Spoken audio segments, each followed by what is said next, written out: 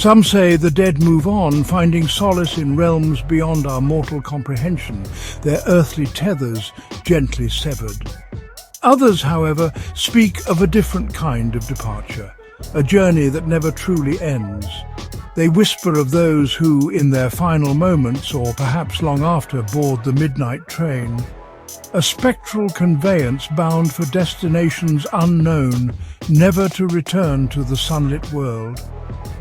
Across the vast and varied landscapes of our planet, from bustling cities to the most desolate wilderness, phantom locomotives still scream through the encroaching dark, their mournful whistle blasts echoing down tracks long since abandoned, reclaimed by nature or the relentless march of progress, a chilling reminder of a past that refuses to stay silent.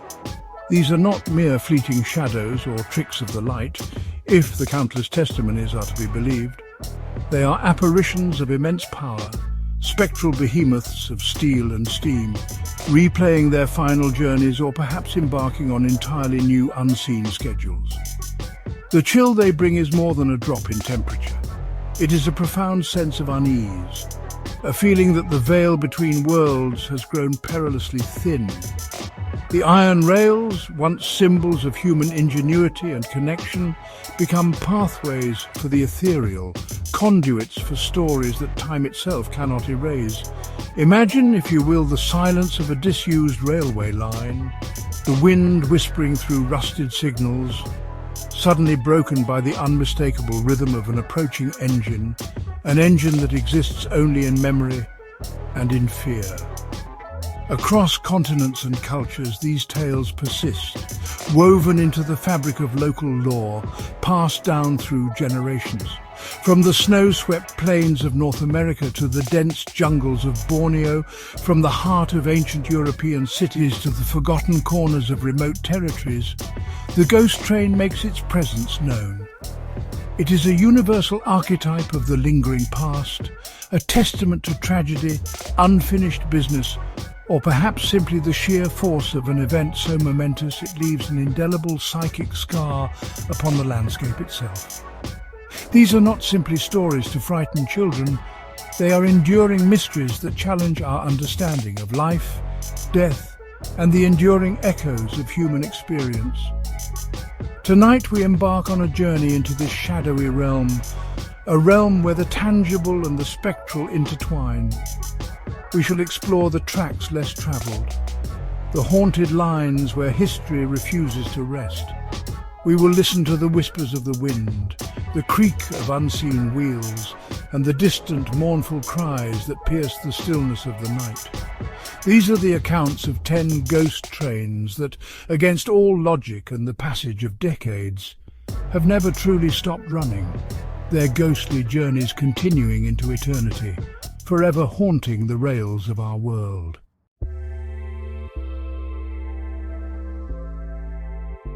In April of 1865, a profound shadow fell across the United States of America. The assassination of President Abraham Lincoln plunged a nation already weary from the ravages of civil war into an unprecedented depth of mourning. To honour the fallen leader and to allow a grieving populace to pay their respects, a funereal procession of immense scale was conceived. The Lincoln Special, a train draped in black crepe and sombre finery, was tasked with retracing in reverse the president's inaugural journey from Washington, D.C. to his final resting place in Springfield, Illinois. This was no ordinary locomotive. It became a rolling catafalque, a moving testament to a monumental loss, carrying not just a coffin but the weight of a nation's sorrow. As the train embarked on its solemn 1,700-mile journey, it passed through towns and cities, farmlands and burgeoning industrial centres. Along every mile of track, citizens gathered, their faces etched with disbelief and profound grief. They stood in silent vigil by day and by night, through sunshine and through rain, hoping to catch a mere glimpse of the carriage that bore their martyred president. The air itself seemed heavy with lamentation, the rhythmic chug of the engine, a funereal drumbeat echoing the collective heartbeat of a heartbroken people. this was more than a funeral. It was a shared national trauma, an outpouring of emotion on a scale rarely witnessed, each puff of steam a sigh from the soul of America. The journey was an arduous one, lasting nearly 3 weeks, a slow, deliberate passage through a wounded land. The train itself, meticulously prepared, included the President's private railroad car, now repurposed for this most sombre of duties. It was a spectacle of sorrow, each station stop an occasion for fresh outpourings of grief, for eulogies, hymns, and the silent tears of thousands. The sheer emotional intensity of this event, the collective focus of so many minds on this single tragic passage, imprinted itself not just on the memories of those who witnessed it, but some say upon the very fabric of the places it touched, the rails it traversed, the air it disturbed.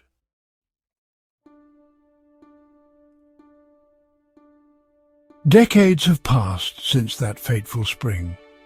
Yet along the historic route of the Lincoln Special, whispers began to surface, growing into persistent accounts of a most unusual and chilling phenomenon. It is said that every year as the anniversary of that mournful journey approaches, particularly in the dark hours of late April nights, something ethereal traverses those same hallowed rails. Witnesses, often unsuspecting individuals living near the tracks or late-night travellers, report the inexplicable appearance of a phantom train emerging silently from the darkness where no scheduled service is due, a ghostly echo from a bygone era, moving with an unnerving silent grace. The descriptions share a remarkable consistency, painting a picture of an antique locomotive, often described as being of a design contemporary with the mid-19th century. It glides rather than rumbles, its passage marked by an eerie quiet, the usual cacophony of a steam engine. The hiss of steam, the clang of metal, the shriek of the whistle, conspicuously absent. Instead, a profound stillness accompanies its approach, a silence that amplifies the visual spectacle of its ghostly form. Some have reported a faint, mournful music, perhaps a dirge or a military hymn, seeming to emanate from the spectral carriages, barely perceptible above the whisper of the wind. Most chillingly, observers speak of seeing, within the phantom train, the distinct outline of a coffin, draped and honoured, precisely as President Lincoln's was. And surrounding this spectral bier, figures in period military uniform are said to stand as a ghostly honour guard, their forms indistinct, yet undeniably present, their vigil eternal. The train itself is often described as being wreathed in a cold mist, even on clear nights, its lights dim and otherworldly, casting an unsettling glow upon the tracks ahead and the surrounding landscape, a fleeting vision of sorrow made manifest once more upon the American landscape. Why this particular train, this specific journey, should manifest with such regularity and clarity is a subject of much speculation. Perhaps it is the sheer weight of national grief, an emotional outpouring so immense that it etched itself into the very essence of the route. Or perhaps it is the lingering spirit of Lincoln himself, forever tied to this final solemn passage. Whatever the cause, the phantom Lincoln funeral train serves as a powerful, spectral reminder of a pivotal moment in history, a ghostly sentinel ensuring that the memory of that profound loss and the man it honoured continues to glide through the American night, a timeless procession on rails that remember.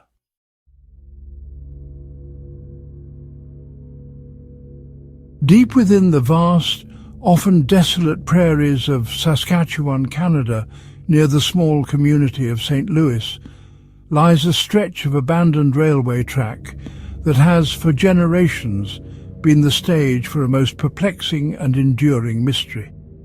Here, where the vastness of the land meets an equally expansive sky, a strange and solitary light is said to appear with unsettling regularity. Locals, and indeed visitors who have journeyed to witness the phenomenon, refer to it simply as the St. Louis Ghost Train, or sometimes the St. Louis Light. It is an enigma that has puzzled and intrigued, defied easy explanation, and become firmly entrenched in the folklore of this remote region. The light itself is described with a curious consistency by those who have seen it. It often begins as a single, distant point, sometimes white, sometimes with a reddish or yellowish hue, appearing where the old Canadian National Railway line once ran, now dismantled and overgrown. Unlike the steady beam of a locomotive headlight or the predictable flash of a signal, this luminescence behaves erratically. It can hover, sway, grow brighter and then dim, sometimes appearing to split into multiple lights, or even advance towards onlookers before retreating or vanishing altogether. Its movements are often described as deliberate, almost as if guided by an unseen intelligence, playing a ghostly game of hide-and-seek with its audience. For over a century, tales of this spectral illumination have circulated, passed down from parent to child, from old-timer to newcomer. Schoolchildren have made brave excursions to the site, hoping for a glimpse. Seasoned locals recount their own encounters with a mixture of awe and respectful caution. The sheer persistence of the sightings across different eras and by diverse groups of people lends a certain weight to the claims. It is not a fleeting rumour, but a cornerstone of local identity, a shared mystery that binds the community to its landscape and its history, a constant, luminous question mark hanging in the prairie darkness. Numerous investigations, both amateur and more formal, have attempted to demystify the St. Louis Light. Theories have ranged from swamp gas to distant car headlights refracted by atmospheric conditions, to reflections from nearby bodies of water, or even piezoelectricity generated by quartz in the underlying rock formations. Yet no single explanation has proven entirely satisfactory, none fully accounting for the light's peculiar behavior, its responsiveness, or its long history preceding many modern potential sources of misidentification. And so, the light continues its nightly dance, a silent glowing enigma against the backdrop of the Canadian wilderness, fueling the imagination and keeping a local legend vividly alive.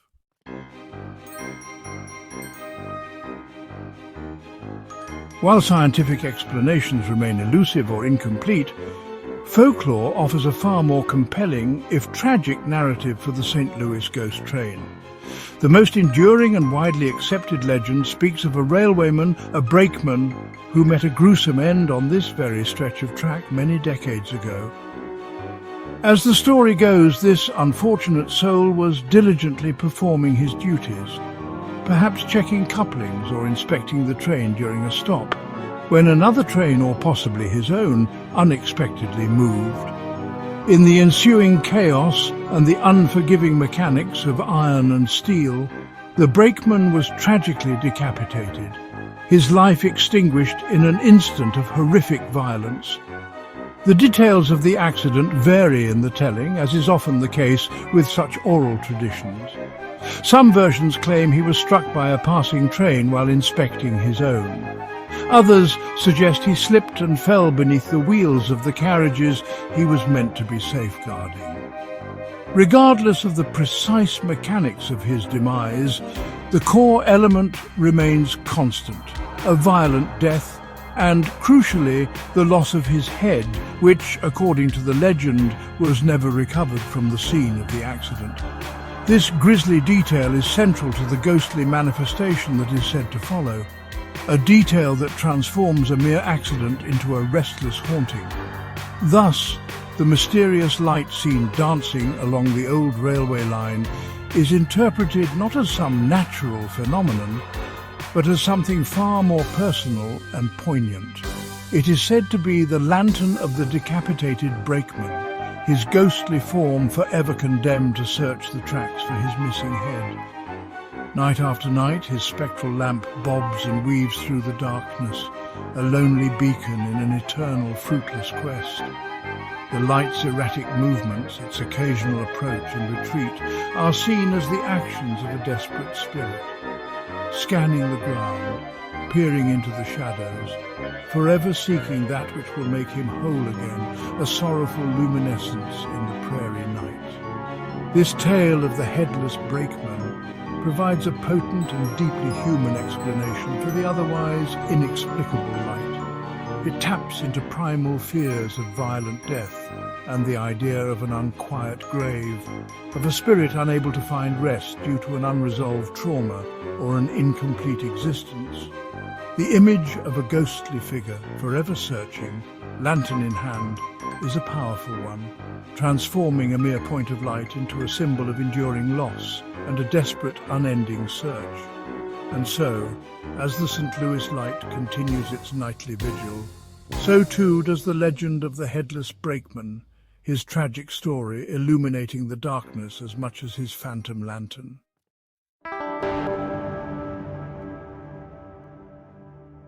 Beneath the bustling, vibrant city of Stockholm lies another world, a labyrinthine network of tunnels, the lifeblood of its daily commute. Here, trains, punctual and precise, ferry millions. Yet within this meticulously ordered system, whispers persist of an anomaly, a spectral traveller that adheres to no schedule, acknowledges no dispatcher. It is known as Silverpilen, the Silver Arrow, a phantom of polished aluminium that glides through the subterranean darkness.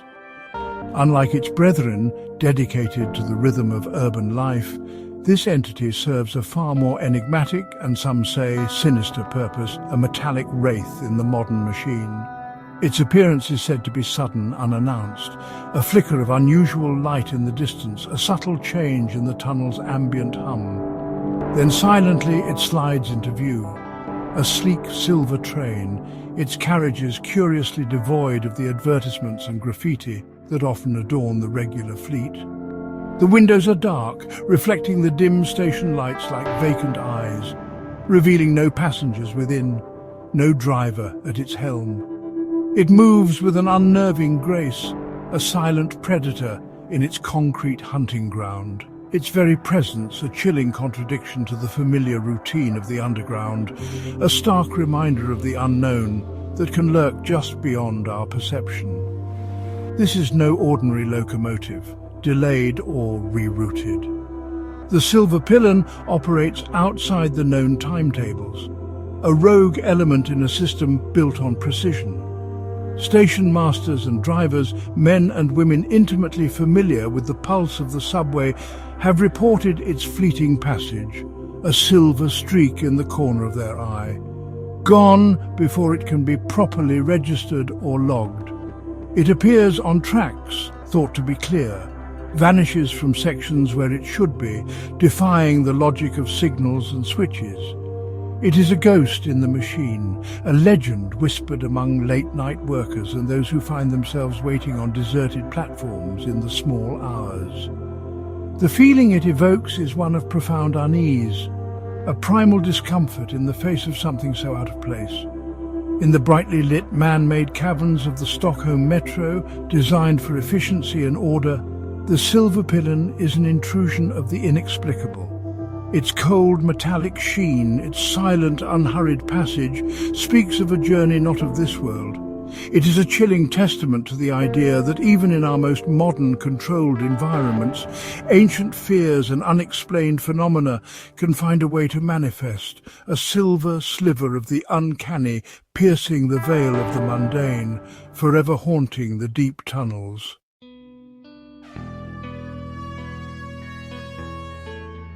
The legends surrounding the Silverpilen carry a particularly disturbing refrain.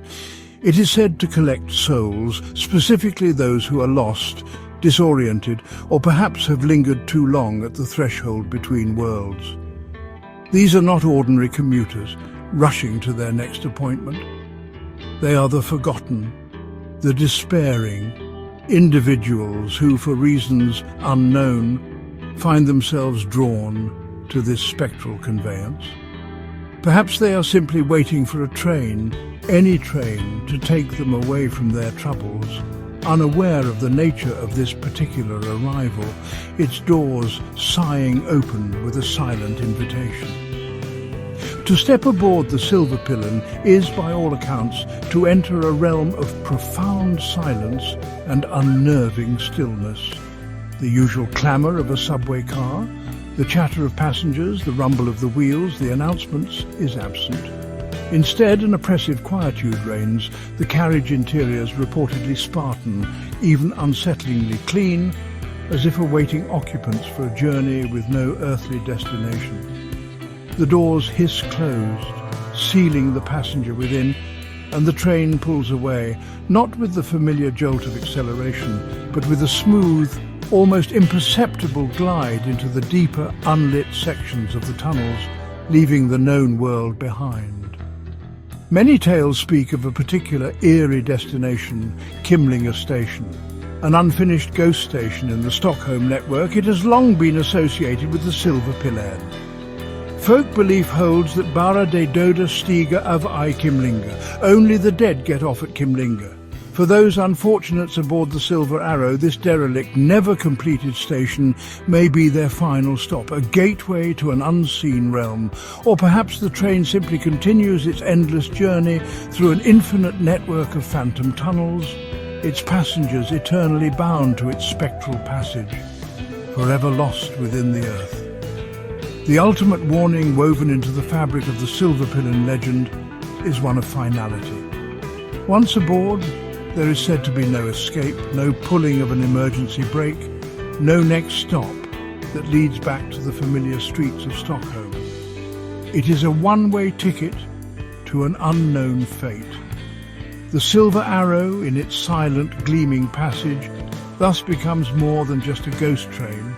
It is a chilling metaphor for journeys from which there is no return, a spectral ferryman in a modern guise, forever gliding through the darkness beneath the city, seeking its next unwary passenger for a voyage into the profound unknown.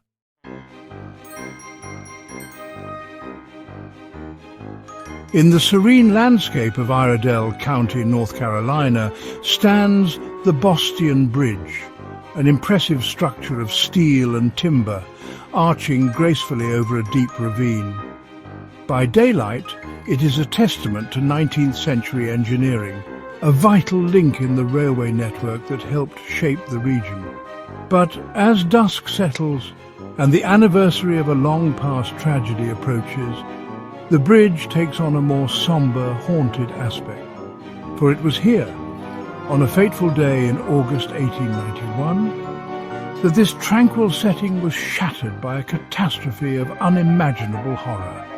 An event that has etched itself deeply into the local consciousness and, some say, into the very fabric of time itself.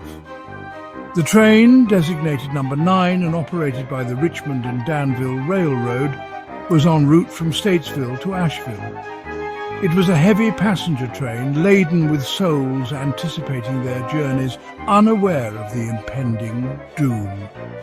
As it approached the Bostian Bridge, travelling at a cautious speed due to recent rains that had swollen Third Creek below, disaster struck. A rail, weakened or misaligned, gave way. The locomotive and its carriages plunged violently into the ravine. A horrific descent of twisted metal, splintered wood, and human lives cut brutally short. Over 20 people perished that day, their journey ending in a scene of chaos and devastation.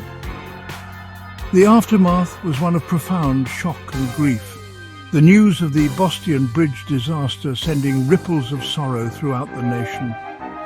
The sheer scale of the accident, the suddenness with which ordinary lives were extinguished, left an indelible mark. The bridge itself, once a symbol of progress and connection, became a monument to loss, a place where the echoes of screams and the spectral weight of sorrow seemed to linger in the very air. The land beneath, consecrated by tragedy, held the memory of that terrible day, a silent witness to the fragility of life and the immense power of such a violent end. And so, as the calendar turns towards that solemn anniversary, August 27th, a peculiar atmosphere descends upon the area surrounding Bostian Bridge. Locals speak of a change in the air, a palpable sense of anticipation, not of celebration, but of remembrance and, perhaps, of recurrence. It is as if the tragedy imprinted itself so forcefully upon the location that time itself bends, allowing the past to bleed into the present. The bridge, standing stoically against the passage of years, prepares once more to bear witness to the ghostly reenactment of its darkest hour, a chilling reminder of the lives lost and the enduring power of their final moments.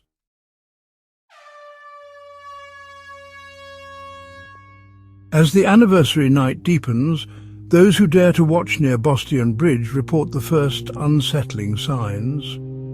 A faint, mournful whistle carried on the breeze, seemingly from an impossible direction where no tracks now lead an active line for such a vintage locomotive. A sudden drop in temperature, even on a warm summer evening, accompanies a peculiar stillness, as if the very sounds of nature hold their breath. Then a distant rhythmic clattering, the unmistakable sound of a steam engine approaching, growing steadily louder, more insistent, drawing nearer to the old, fateful crossing. Out of the darkness it materializes, a spectral locomotive, its form sometimes described as hazy, almost translucent, yet undeniably present. Its headlamp cuts a weak, ghostly beam through the night, illuminating the phantom tracks it follows. Behind it, spectral carriages trail, their windows dark or perhaps flickering with a dim, ethereal light, hinting at the ghostly passengers within, forever trapped in their final journey. The train moves with a determined, inexorable purpose, heading directly towards the section of the bridge where its real-world counterpart met its demise over a century ago. The air becomes thick with the sounds of impending disaster, the screech of phantom wheels on spectral rails, a groaning of timbers under immense unseen strain. Witnesses speak of hearing faint cries, a cacophony of ghostly voices caught in a loop of terror and surprise as the phantom train lurches and sways, mirroring the death throes of the original engine number 9. It is a horrifying spectacle, a full sensory replay of a tragedy, played out for an audience of the brave, the curious, or perhaps the unknowingly chosen witnesses to this annual spectral event. Then, just as the phantom locomotive reaches the critical point, the very spot where the derailment occurred, the entire apparition, engine, carriages, sounds and lights, vanishes. It does not crash. It simply ceases to be, dissolving into the night air as if it were never there. Silence rushes back to fill the void, leaving only the chirping of crickets and the rustle of leaves and the lingering chill in the hearts of those who have seen it. The Bostian Bridge ghost train completes its annual run, a chilling reenactment that serves as a perpetual memorial, ensuring that the tragedy, and those lost within it, are never truly forgotten.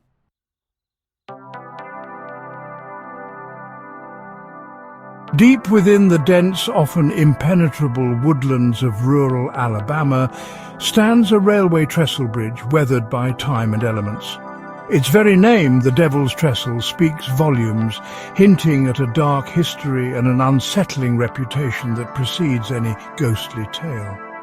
This is not a place frequented by many, its remote location ensuring that only the most determined or the most unfortunate stumble upon its shadowed timbers. The air here feels heavy, laden with unspoken stories, the silence of the forest broken only by the sounds of nature and, on certain nights, something far more disturbing, something that seems to claw its way from the past. The precise details of the wreck that sanctified this ground with tragedy are often shrouded in the mists of local lore, a long-forgotten catastrophe that claimed many lives. Official records may be scarce, lost to time or bureaucratic indifference, but the land itself remembers. The violence of a train crash, the sudden, brutal end for its passengers and crew, can leave an indelible psychic scar upon a place, an echo that resonates through the decades. This particular disaster, though its specifics may be blurred, was clearly of a magnitude sufficient to birth a legend, a spectral locomotive forever bound to the site of its demise. The haunting of the Devil's Trestle is not merely a fleeting visual phenomenon. It is characterized by something far more visceral, more primal, an unearthly sound that chills the blood and rattles the nerves of anyone within earshot. While some ghost trains are silent apparitions, or whisper their presence with faint whistles, this one is said to scream, a sound that tears through the stillness of the Alabama night, a vocalization of pure agony or perhaps unbridled mechanical fury. It is a sound that speaks of immense suffering, of a violent transition from life to an unquiet afterlife. The isolation of the Devil's Trestle amplifies the terror of any encounter. Here, far from the comforting lights and sounds of civilization, one is utterly alone with the phenomenon. There are no immediate neighbors to corroborate the experience, no easy escape from the oppressive atmosphere of the haunted woods. To hear the scream of the Devil's Trestle train is to be confronted by the raw, untamed nature of the supernatural, a terrifying reminder that some places remain domains of the unknown, where the veil between worlds is perilously thin and the past refuses to stay buried.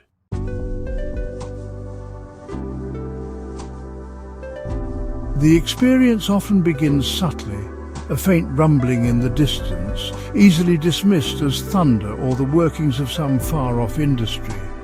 But the sound grows, taking on a more defined character. The chugging of a steam engine, the clatter of wheels on rails, where no active railway line is known to exist. This rhythmic approach, cutting through the otherwise profound silence of the Alabama woods, builds a sense of unease, a dawning realization that something unnatural is unfolding. It is the overture to a far more terrifying auditory assault, a prelude to the Trestle's most infamous manifestation. Then the scream erupts.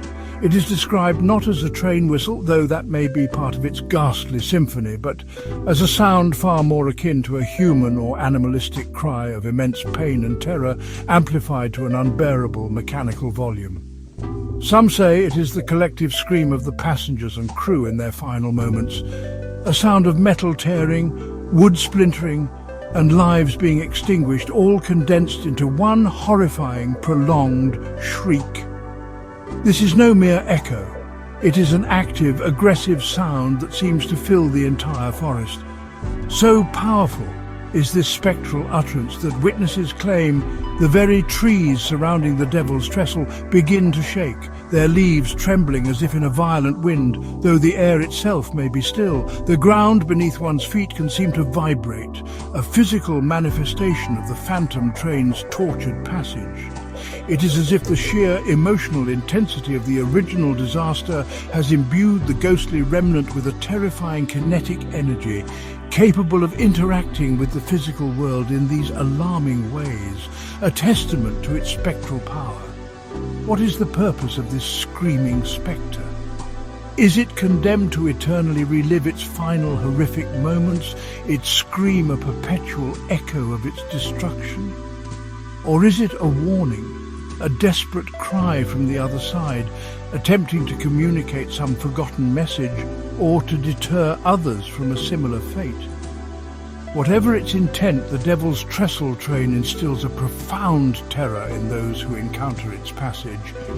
It remains one of Alabama's most chilling legends, a phantom that doesn't just haunt the rails, but screams its tragic story into the very soul of the wilderness.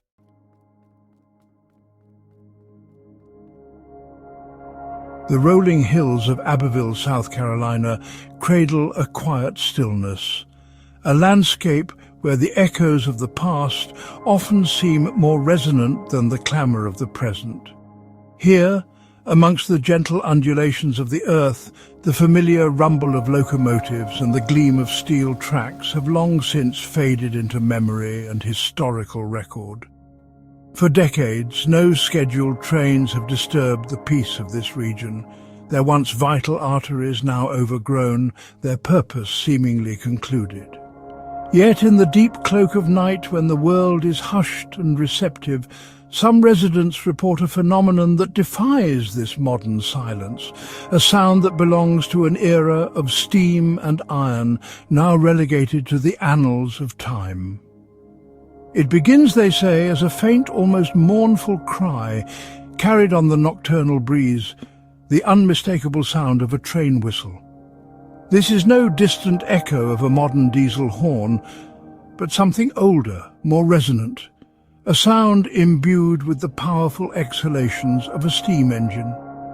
It cuts through the darkness, a solitary signal in a land that has ostensibly forgotten such communications.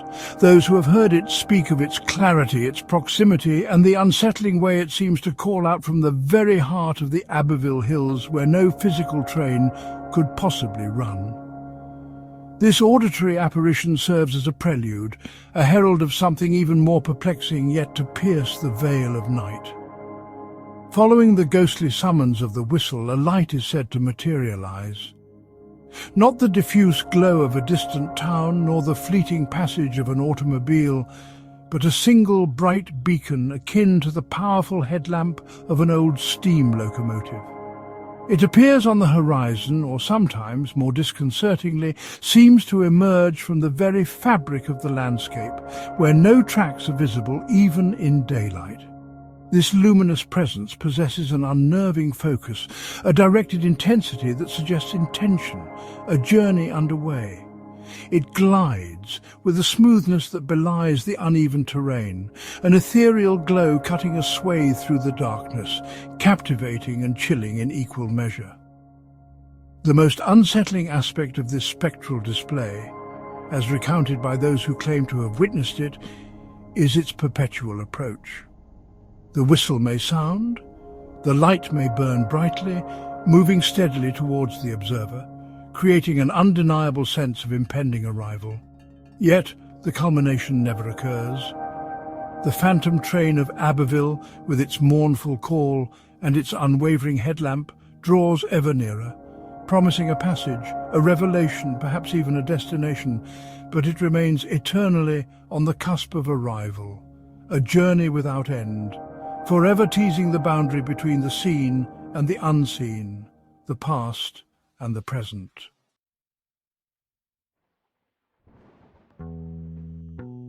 The local folklore surrounding the phantom train of Abbeville is as rich and varied as the landscape itself. Some elder residents, their memories stretching back to the days when steam trains were a lifeline, suggest it is an echo, a deeply etched memory imprinted upon the very atmosphere of the hills.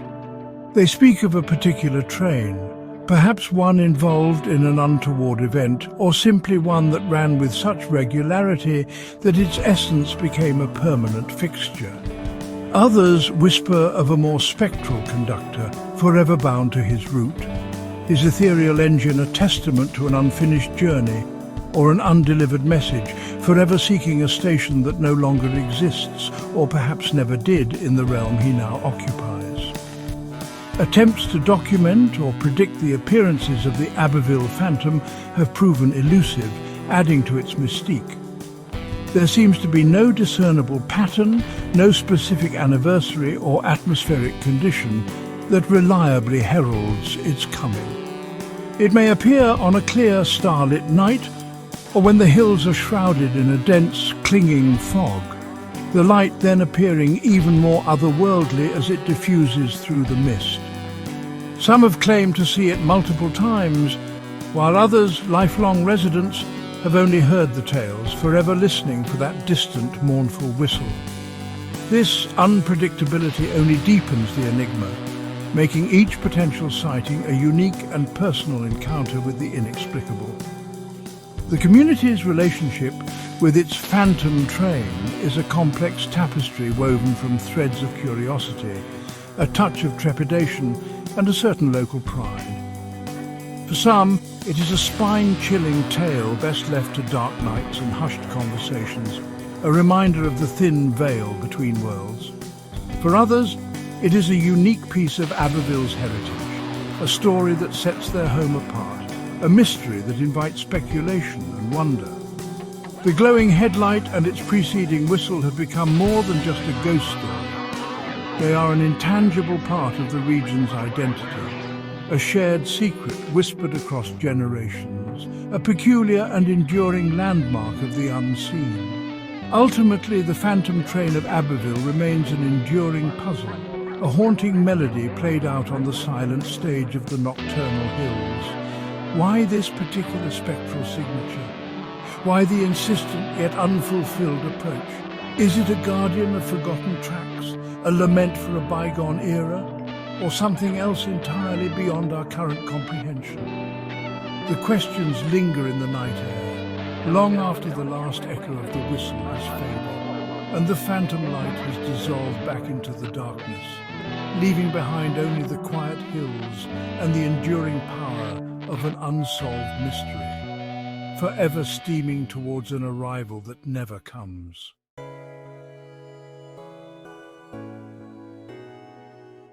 The island of Borneo, a name synonymous with unparalleled biodiversity and vast ancient rainforests, presents one of the planet's most formidable natural terrains.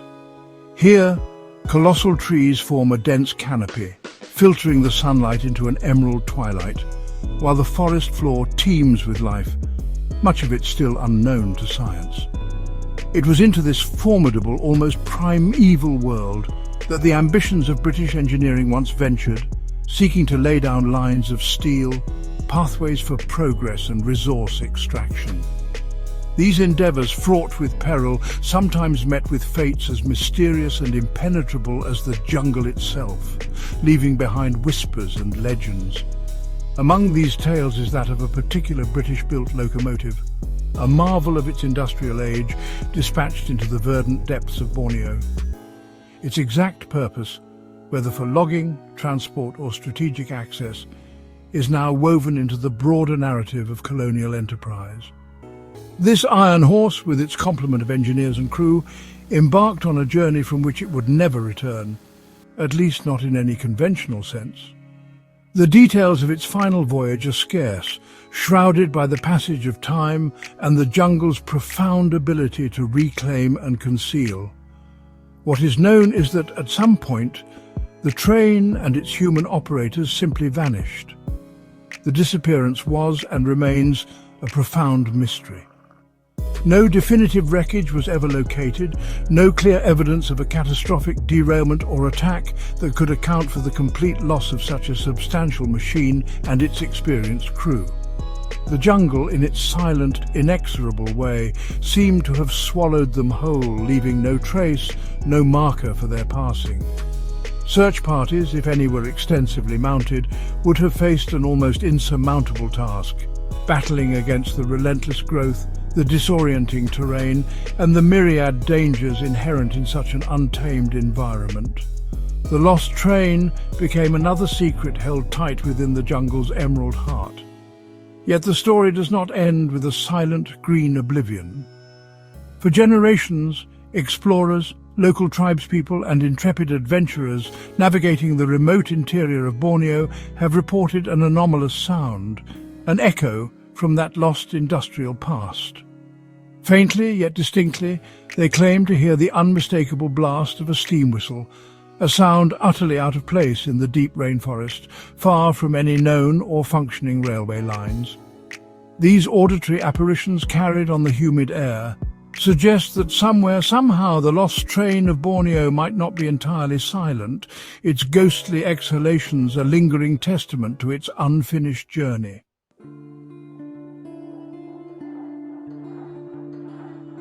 The challenge of substantiating these claims, of pinpointing the source of such phantom whistles in the vastness of Borneo's wilderness, is almost beyond comprehension. The rainforest is a symphony of its own natural sounds. The calls of exotic birds, the chatter of primates, the rustling of unseen creatures in the undergrowth. To distinguish a man-made sound, particularly one as ephemeral as a distant steam whistle, requires a keen ear and perhaps a mind open to the possibility of the extraordinary. The terrain itself acts as a formidable barrier, with dense vegetation and rugged landscapes making any systematic search an expedition of immense difficulty and uncertain reward. Those who have reported hearing the phantom whistles often describe them with a chilling consistency. The sound is typically described as mournful, sometimes brief, sometimes more prolonged, echoing strangely through the towering trees and across hidden valleys.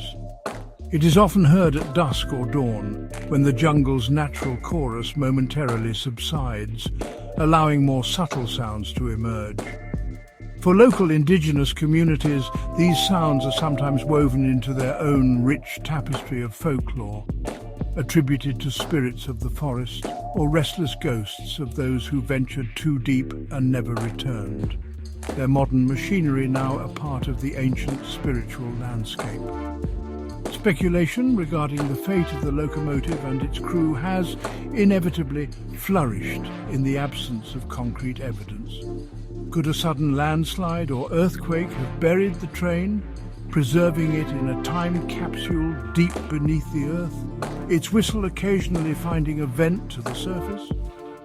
Or perhaps it derailed into a deep unseen ravine, hidden forever by the relentless growth of the jungle canopy. The fate of the crew is even more poignant, their silence adding a human tragedy to the mechanical mystery, their spirits perhaps forever tied to their lost machine, their unheard cries now transformed into the ghostly sigh of steam. The lost train of Borneo thus endures, not as a physical relic to be discovered, but as a persistent auditory legend, a haunting note in the symphony of the wild. It symbolizes the encroachment of industry into the untamed world and nature's ultimate power to absorb, to conceal, and to transform. Whether the whistles are a trick of the wind, a misidentified natural sound, or genuinely the spectral echo of a vanished locomotive, they serve as a potent reminder of the mysteries that still lie hidden in the deepest corners of our world, and the stories that emerge when human endeavor meets the profound and enigmatic power of the wilderness.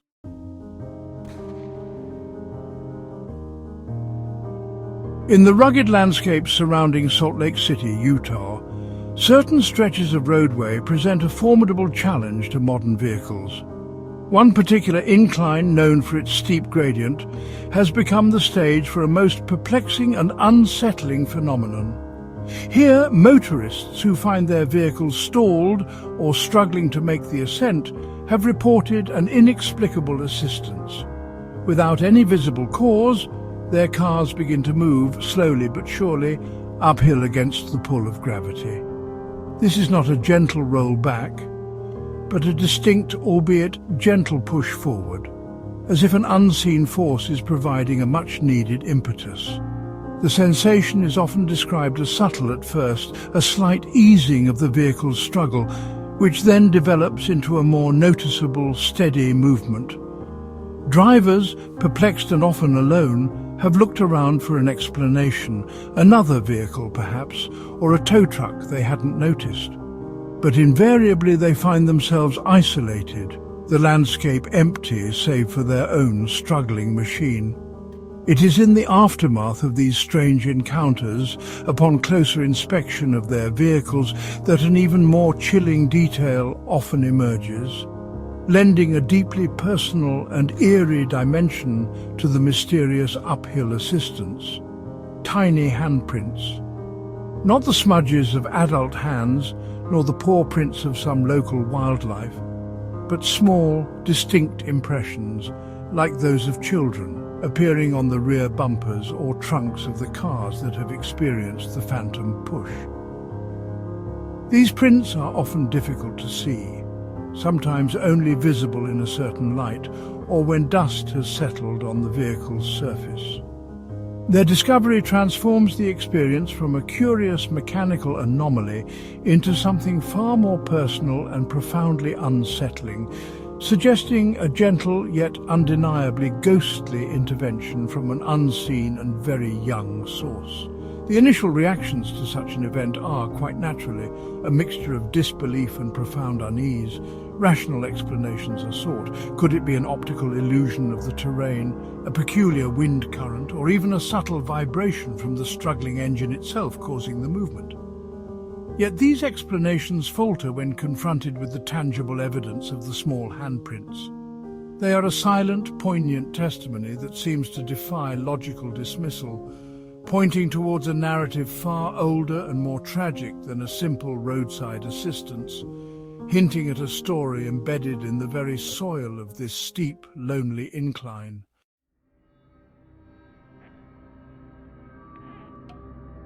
To understand the possible origins of the pusher ghost train, one must delve into the local history of the region, a history that holds a sorrowful event often overlooked by the passage of time.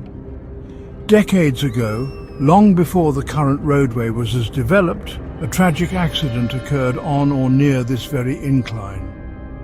Accounts vary in their specifics, but the core of the story involves a devastating train collision, an incident that tragically claimed the lives of several people, among them a number of young children.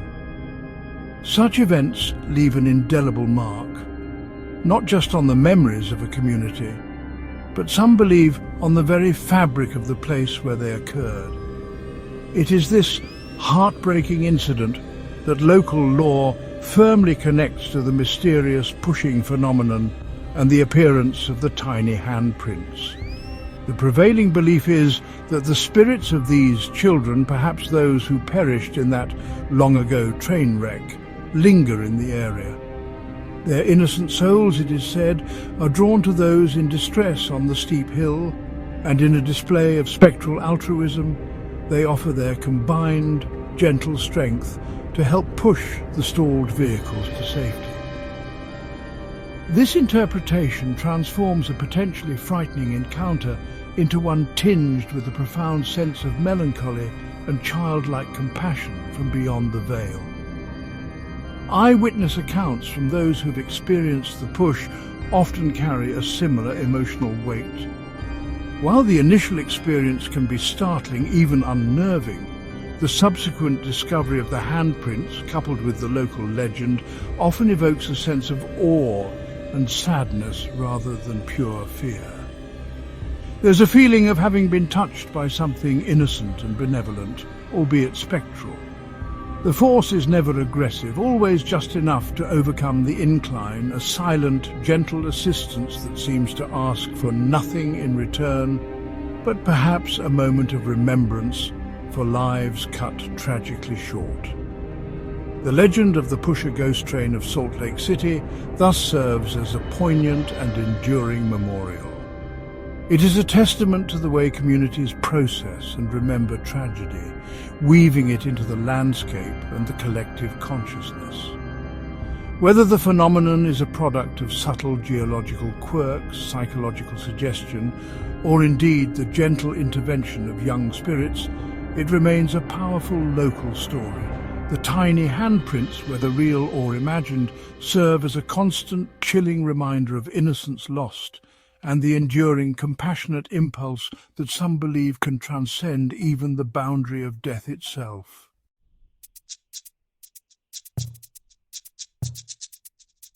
The vast, sun-scorched plains of Texas, a landscape of immense scale and often unforgiving temperament, have long been witness to the relentless march of human endeavour. Here, the Iron Horse once reigned supreme, carving pathways through the wilderness, connecting fledgling communities, and carrying the hopes and dreams of a nation expanding westward.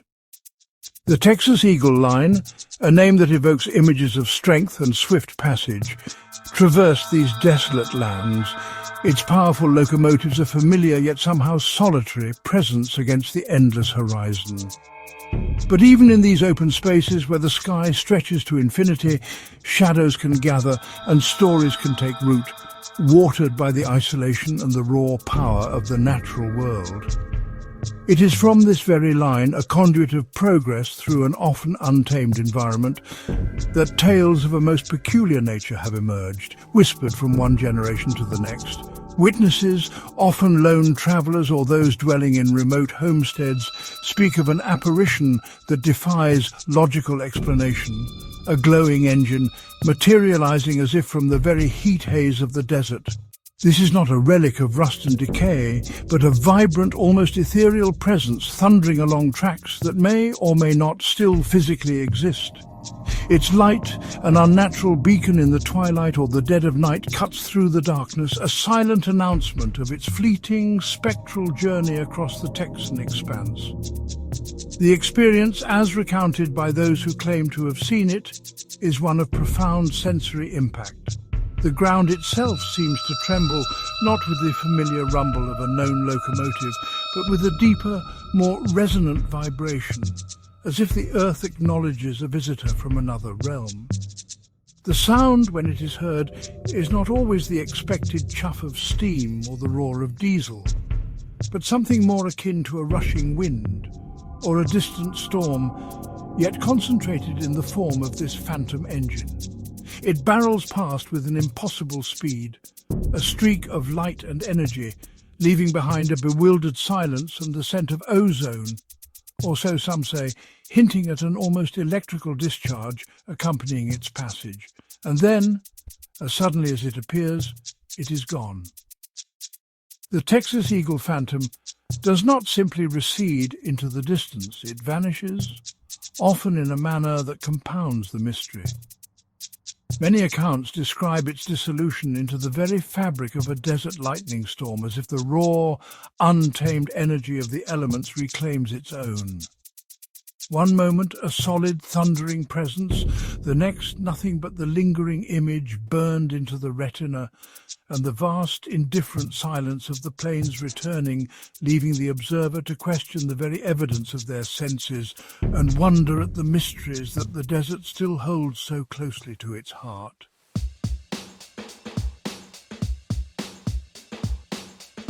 The legend of the Texas Eagle Phantom has become woven into the rich tapestry of Texan folklore, a story shared around campfires and in quiet, dusty towns where the memory of the great steam trains still lingers.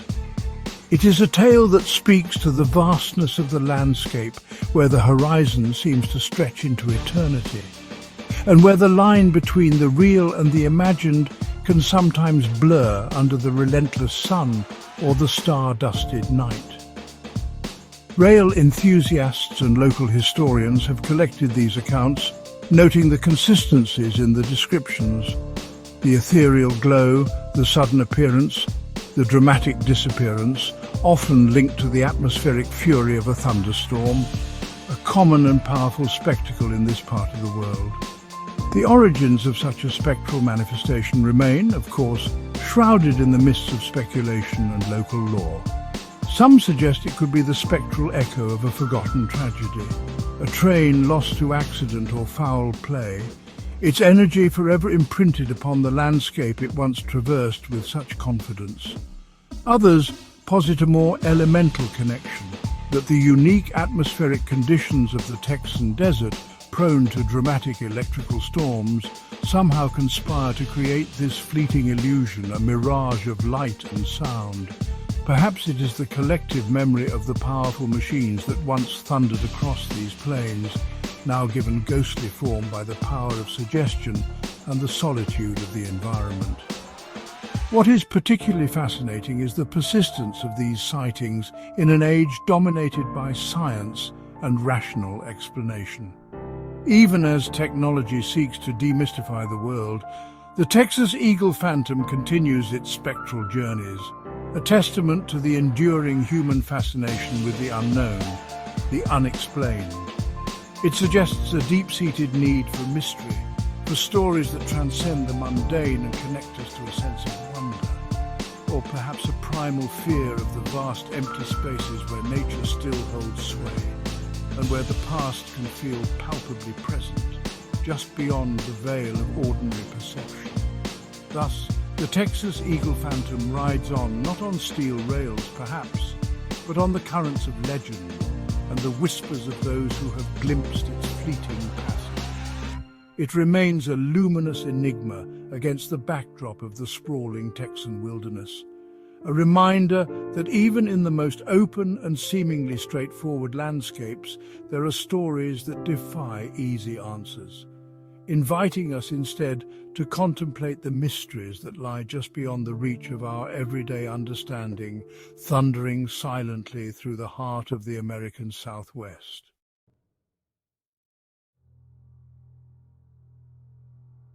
Deep within the rolling hills and dense woodlands of southeastern Ohio lies a place steeped in an almost palpable sorrow, a relic of the steam era known as the Moonville Tunnel.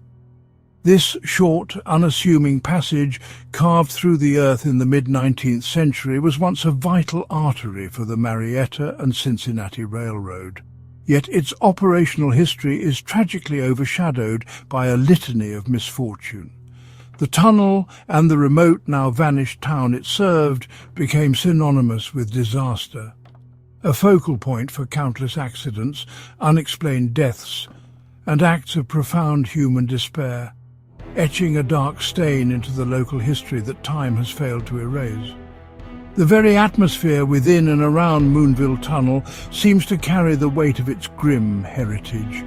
Even on the brightest of days, the approach to its gaping maw can feel like stepping into a place forgotten by sunlight, where the air grows heavy and a chill persists, regardless of the season. The damp stone walls, often weeping with moisture, seem to echo with more than just the sounds of nature. They have borne silent witness to an extraordinary number of fatal incidents, from gruesome railway accidents involving unfortunate brakemen and engineers to the desperate final acts of individuals seeking an end to their suffering within its dark embrace. The chronicles of Moonville are replete with tales of horrific train wrecks within or near the tunnel's confines. The sharp curves leading to its entrances, coupled with the often treacherous weather conditions of the region, created a perfect storm for calamity. Misjudged speeds, equipment failures and human error all contributed to a grim tally of lives lost, each incident adding another layer to the tunnel's already bleak reputation. The screams of tortured metal and the cries of the injured and dying, it is said, have become permanently absorbed by the very stones from which the tunnel was constructed, replaying faintly for those sensitive enough to perceive them. Beyond the catastrophic accidents, Moonville Tunnel also became a site of numerous suicides and other violent deaths, further cementing its status as a cursed location. The isolation of the area, combined with the inherent dangers of the railway line passing through such a confined and hazardous space, likely contributed to this tragic legacy. Each life lost under such circumstances added to the growing sense of unease and sorrow that permeated the tunnel, transforming it from a mere feat of engineering into a monument of human suffering, a place where the veil between the living and the departed feels unnervingly thin.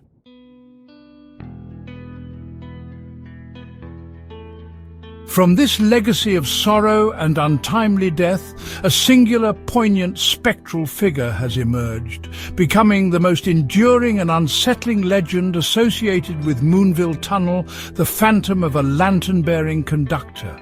Witnesses, often ghost hunters, local thrill-seekers, or simply those unfortunate enough to be near the tunnel after dark, have reported seeing a solitary light swinging rhythmically in the blackness, as if held by an unseen hand patrolling the long-abandoned tracks.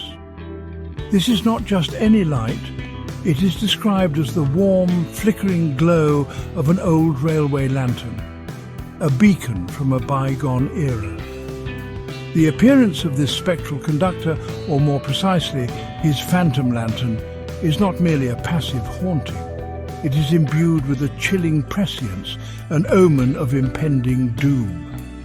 Local law firmly states that the sight of this ghostly light is a harbinger, a warning that tragedy is soon to follow, often in the form of an accident or misfortune in the vicinity, though not necessarily related to the railway itself anymore. This belief has persisted for generations, transforming the lantern-bearer from a mere ghostly relic into an active, albeit spectral, participant in the ongoing narrative of Moonville's cursed reputation. The identity and purpose of this lantern-bearing phantom are subjects of much debate and speculation. Some believe him to be the spirit of a brakeman or conductor killed in one of the tunnel's many devastating wrecks, perhaps forever reliving his final moments or attempting to warn others away from a similar fate. Others suggest he might be a more complex entity, a guardian of the tunnel, or perhaps even a collector of souls, his lantern guiding the unfortunate towards some unseen precipice. His silent, unwavering patrol through the darkness offers no easy answers, only deepening the enigma of his presence. Consequently, Moonville Tunnel remains a place approached with a mixture of trepidation and morbid curiosity. The legend of the lantern-bearer serves as a potent reminder of its dark past, ensuring that the tragedies enacted within its confines are never truly forgotten. His solitary light, flickering in the oppressive darkness, is more than just a ghost story. It is a symbol of the tunnel's enduring sorrow, a spectral watchman whose vigil suggests that some places, once marked by profound suffering, retain an echo of that pain, a ghostly presence that continues to make its mark on the world of the living.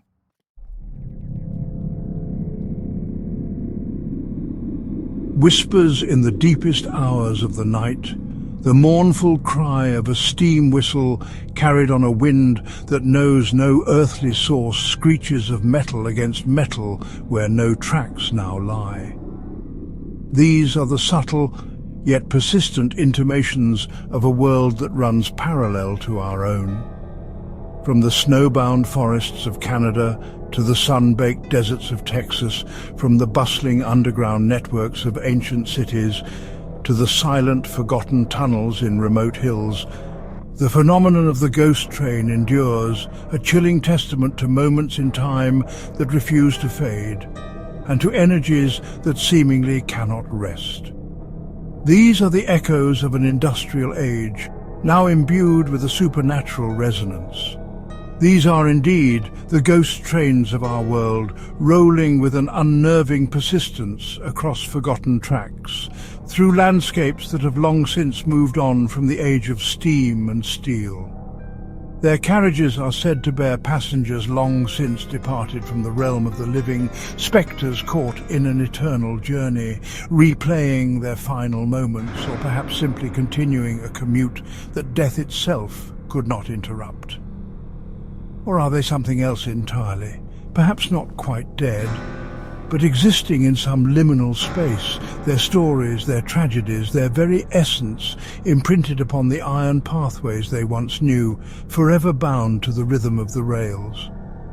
The sheer ubiquity of these tales, spanning continents and cultures, speaks to a profound human fascination with these powerful machines and the indelible marks they have left upon our history and our collective imagination. Each haunted railway, each spectral locomotive, carries its own unique story, a fragment of local lore, a whisper of a past tragedy, or an unexplained mystery that continues to baffle and intrigue. Perhaps you know of such a place in your own town, a stretch of disused track, a lonely crossing, or an old station where the air grows cold and the silence feels expectant. We invite you to share these local legends, to add your voice to this chorus of the unexplained. But a word of caution, if you please. Should you find yourself near those old, forgotten lines as darkness falls, and you hear the distant, unmistakable sound of a whistle where no train should run, or see a light approaching where no track remains, resist the urge to investigate too closely. Some mysteries are perhaps best observed from a distance, for the ghost trains of the world continue their endless journeys, and their destinations, and indeed their intentions, remain profoundly and perhaps mercifully unknown. Don't go looking for what you might not wish to find.